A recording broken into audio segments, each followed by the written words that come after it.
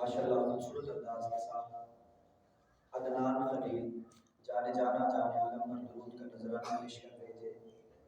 اللہ پاک اس بچے کے علم و میں مزید برکت عطا فرمائے۔ آپ کی آواز سے سبحان اللہ سبحان اللہ، اور اونچی آواز سے کہتے سبحان اللہ۔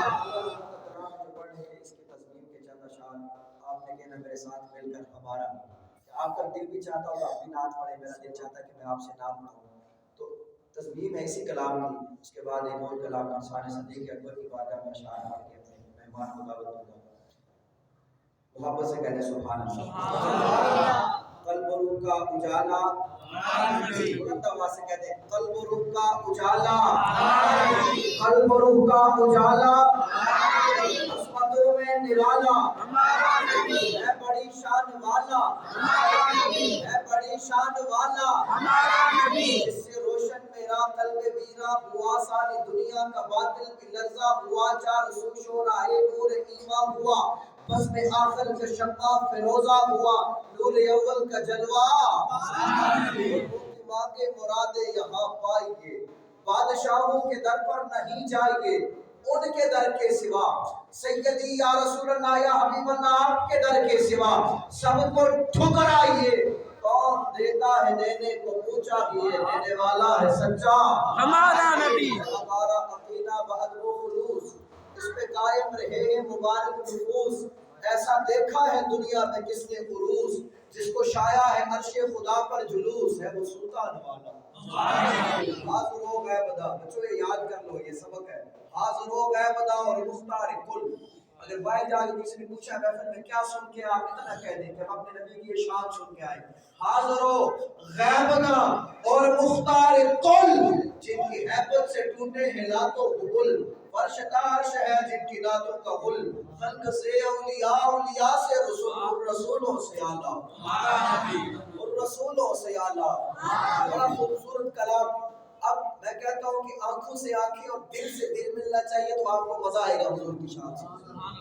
آپ یہ نہ دیکھیں آپ کون پڑھ رہا ہے، آپ یہ دیکھیں کس کی بارگاہ میں پڑھ رہا ہے۔ میری بات سمجھ آ رہی ہے؟ یہ نہ دیکھیں کون پڑھ رہا ہے، آپ یہ دیکھیں کس کی بارگاہ میں پڑھ رہا ہے۔ تو محبت سے سبحان اللہ، آنکھوں سے آنکھیں دل سے دل ملے گا تو آپ کو مزہ آئے گا حضور کی شان سن کر۔ الہام کی رم جم کہیں بخشش کی گھٹا ہے، الہام کی رم جم کہیں بخشش کی گھٹا ہے، یہ دل کا نگر ہے کہ مدینے کی فضا ہے، سانسوں میں مہکتی ہے مناجات کی کلیاں، کلیوں کے کٹوروں پہ تیرا نام لکھا ہے، آیات کے جھرمٹ میں تیرے نام کی مسند، لفظوں کی انگوٹھی میں نگینہ سجڑا ہے، اب کون حد حسن طلب سوچ سکے گا، کونین کی وسعت تو دے دست دعا ہے، خورشید تیری راہ میں بھٹکتا ہوا جگنو، مہتاب تیرا ریزائے نقشے کفے پا ہے، واللیل تیری سایہ گیسو کا تراشا، والعصر تیری نیم نگاہی کی ادا ہے، لمحوں میں سمٹ کر کے تیرا درد ہے تازہ، صدیوں میں بکھر کر کے تیرا عشق نیا ہے، رگ رگ نے سمیٹی ہے تیرے نام کی فریاد، جب جب بھی پریشان مجھے دنیا نے کیا ہے، خالق نے قسم کھائی ہے اس شہر اما کی، جس شہر کی گلیوں نے تجھے بند کیا ہے، ایک بار تیرا نقش قدم چوم لیا تھا، اب تک یہ فلک شکر کے سجدے میں جھکا ہے، دل میں ہو تیری یاد تو طوفان بھی کنارہ، یا رسول اللہ دل میں ہو تیری یاد تو طوفان بھی کنارہ،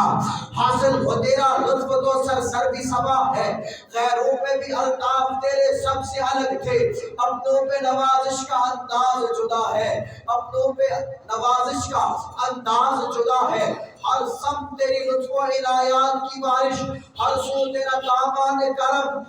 پھیل چکا ہے، یہ موج سبا یا تیرے سانسوں کی بھکارن ہے، موج گل یا تیری خیرات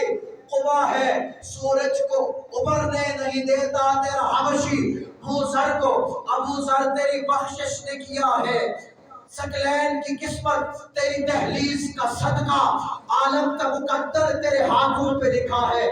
اترے گا کہاں تک کوئی آیات کی تہ میں، قرآن تیری خاطر ابھی مصروف ثنا ہے، اے گنبد خضرا کے مکی میری مدد کر، یا یہ بتا کون میرا تیرے سوا ہے، بخشش تیرے امروں کی طرف دیکھ رہی ہے، محسن تیرے دربار میں چپ چاپ کھڑا ہے۔ محبت سے کہتے ہیں سبحان اللہ، محسن تیرے دربار میں چپ چاپ کھڑا ہے۔ ایک بار پھر گونج پڑ جائے سبحان اللہ کی، پھر کہتے ہیں سبحان اللہ۔ شان صدیق اکبر ہے، اب آپ کی وقار، یہ کوئی معمولی ہستی نہیں۔ ام المؤمنین صدیقہ بنت صدیق، میں نے پہلے کہا کہ لفظ سے اسی موضوع کو آگے چلوں گا، صحابی صحبت سے نکلا ہے یہ لفظ صحابی، جتنی زیادہ صحبت یعنی حضور کی صحبت پہ رہنا، وہ الگ ڈیفینیشن ہے کہ جس نے ایمان کی حالت میں حضور کو دیکھا وہ صحابی کہلایا۔ میں اس طرف نہیں جانا چاہتا، لیکن میں صرف صحابی پہ بات کروں گا، یہ صحبت سے نکلا ہے، جتنی زیادہ صحبت ہوگی اتنا بڑا صحابی، کیونکہ سب سے پہلے اسلام قبول کیا ابو بکر اور سب سے پہلے حضور کی عزت پر پہرا دیا جناب ابو بکر نے، سب سے پہلے اپنا مال قربان کیا جناب ابو بکر نے، سب سے پہلے ہجرت کی جناب ابو بکر نے۔ یہاں پر ایک حدیث کا سہارا میں لوں گا، ام المؤمنین صدیقہ بنت صدیق حضرت عائشہ روٹیاں پکا رہی تھی، آپ نے سنی ہوگی جمعے پہ کئی دفعہ یہ حدیث، سرکار تشریف لائے، اپنے ید اللہ والے ہاتھوں میں ایک پیڑا لیا، روٹی بنائی، تندور میں لگائی، کافی دیر گزر گئی، آپ اندر تشریف فرمائے، آواز دیتے ہیں اے عائشہ مہمان زیادہ آ گئے کیا، کوئی روٹیاں زیادہ ہو گئی کیا وجہ ہے، ابھی تک آئی نہیں، حالانکہ سرکار جانتے ہیں، وہ سرکار جو مدینے میں رہ کر پوری کائنات کی خبریں رکھیں وہ سب جانتے ہیں، لیکن امت کو مسئلہ سمجھانا یہاں پہ مقصود تھا۔ کہا یا رسول اللہ میں تو کب کی روٹیاں پکا کے فارغ ہو گئی، لیکن جس ایک روٹی کو آپ کے ہاتھ لگے ہیں، جس ایک روٹی نے آپ کے ہاتھوں کا لمس لیا ہے، اس پہ تو آگ اثر ہی نہیں کر رہی، اسے ابھی بھی پانی کے قطرے ٹپک رہے ہیں۔ یہاں پہ میں ایک جملہ ذمہ داری کے ساتھ دینے لگا ہوں، تاجدار صداقت کانفرنس میں آنے والوں، وجہ حضور نے فرمایا اے عائشہ قیامت تک اگر یہ روٹی اس آگ میں رہے گی، یہ آگ اس پہ اثر نہیں کرے گی، کیوں کہ اس روٹی کو نسبت مجھ سے ہو گئی، اس کے میرے ہاتھ اس روٹی کو لگ گئے، میرا لمس اس روٹی کو ہوا، اب آگ حیا کرتی ہے، دست مصطفیٰ کا آگ اس پہ اثر نہیں کرتی، وہ دنیا کا سب سے بڑا بدبخت ہے جو صحابہ کو موتتا ہے، یا تاجدار صداقت کی بارگاہ میں گستاخی کرتا ہے، یا صحابہ کے خلاف اپنی زبان کو لمبا کرتا ہے، وہ کتے اور خنزیر سے بھی بدتر ہے۔ ارے آگ بھی اس کا حیا کرتی ہے، جس کو رسول اللہ کا ساتھ نصیب ہو، جس کو رسول اللہ چھو جائے، جس کی نسبت رسول اللہ سے ہو جائے، تو کیا خیال ہے اس ابو بکر کا جو خار کا بھی ساتھی ہے اور مزار کا بھی ساتھی ہے۔ سبحان اللہ، کہہ دے سبحان اللہ، نگر نگر ابو بکر،